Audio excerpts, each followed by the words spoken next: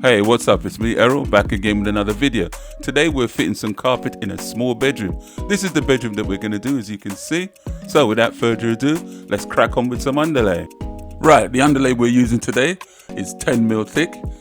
This particular room only requires one roll of underlay, and each roll of underlay has 15 square meters on it, and the room that we're fitting today is 12 square meters. And to cut the underlay, I'm using a straight blade. I will also be using my hook knife and my knee kicker. This room will only require 2.5 runs of underlay, and then we will be complete and be ready to fit the carpet. So I've got all the underlay down on the floor. Then I will use the hammer staple and secure it to the floor before I fit the carpet. The carpet we're using today, it's a 40-ounce carpet. So you can imagine we have a 10mm underlay and a 40-ounce carpet. I will need to take these doors off, otherwise I won't get the carpet underneath.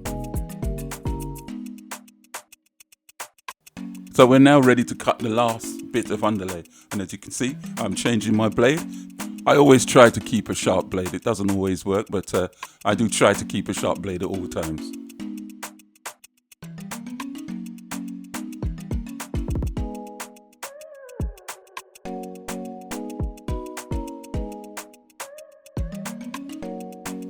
Before it slips on mine and I take it for granted that you know this, when you're doing the underlay, always trim back so that you can see the gripper. Because obviously when we put the carpet down, the carpet's got to hook onto the gripper. But if you've covered the gripper with the underlay, then you're going to have a hard time to actually do that.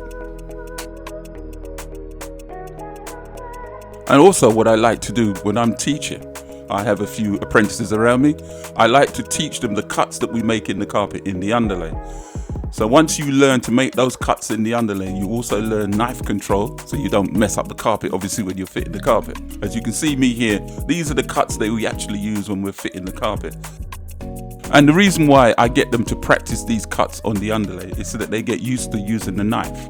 Because obviously the tool we use is quite sharp, and I don't want them cutting their fingers off before they learn how to fit the carpet. Right, I'm just going to finish trimming up the underlay so that you can see the gripper. Because obviously you need to be able to see the gripper all the way around, because that is what the carpet is going to hook onto.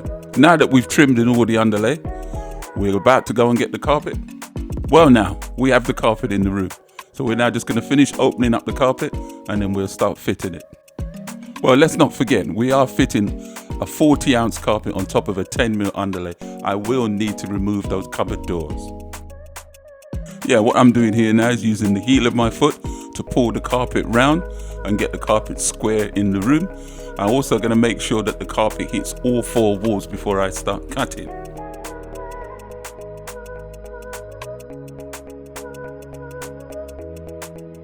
It can be a bit of a slow process, but we will get there in the end. There we go, I told you we'd get there in the end. We finally got it all where I want it. So now I'm just checking to make sure the carpet hits all 4 walls.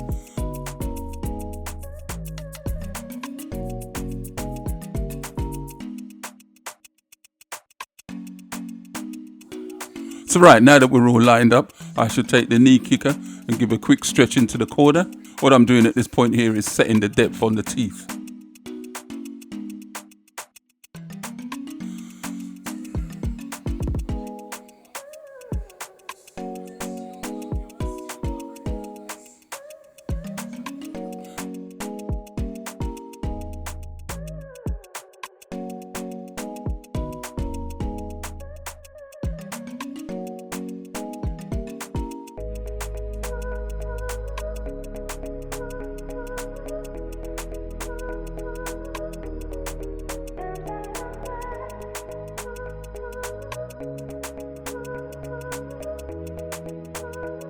Right, I shall now move to the other side of the room and stretch across, and then I shall cut the corner in. And this is the reason why I say you always need a sharp blade. As you can see, even I make the mistake sometimes of not having a sharp blade and just make my job harder than it needs to be. And the blade that I'm changing is a hook blade.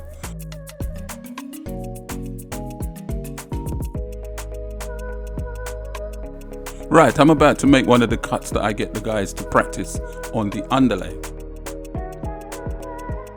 Again, I'm using a blunt blade. You see how hard it makes my job. I take the straight blade and look at that.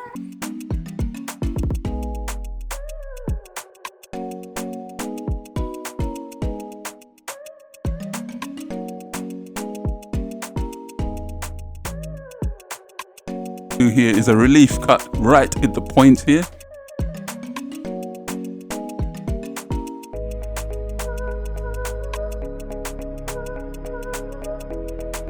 And in this corner here, I'm about to make a V cut.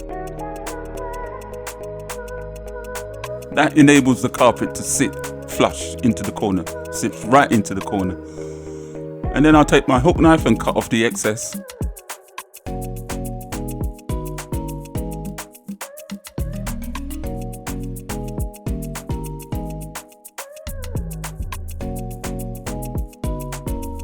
There we go. After my previous experience, I'm changing my blades more often now.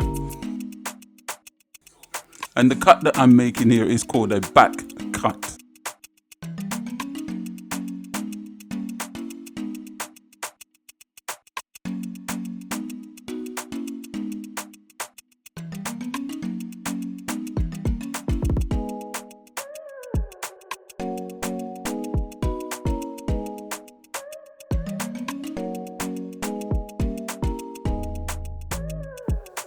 I shall just make a cut in front of the radiator pipe, a relief cut.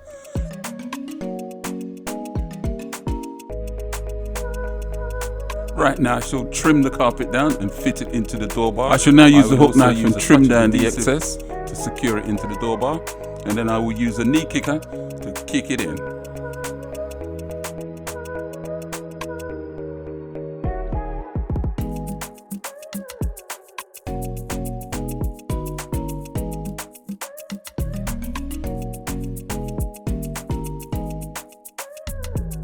Right now I shall trim the carpet down and fit it into the door bar.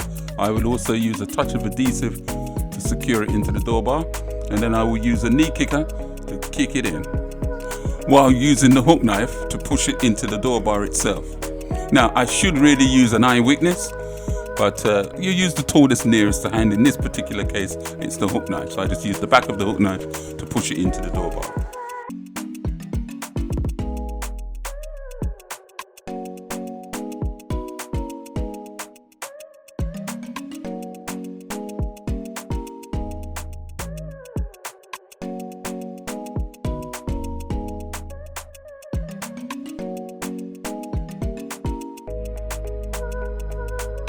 Right, we've just got this little bit left underneath the radiator.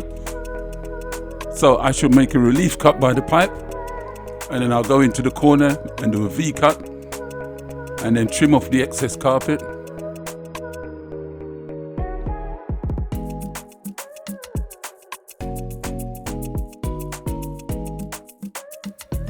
And there you go, we have got to the very last cut on this one now. If you've got this far in the video, thank you for watching. Now, don't forget to go and check out my playlist. And while you're there checking out my playlist, also hit the subscribe button. And don't forget to hit that notification bell so that you know whenever I upload a new video. Thank you for watching. Check out this next video coming up.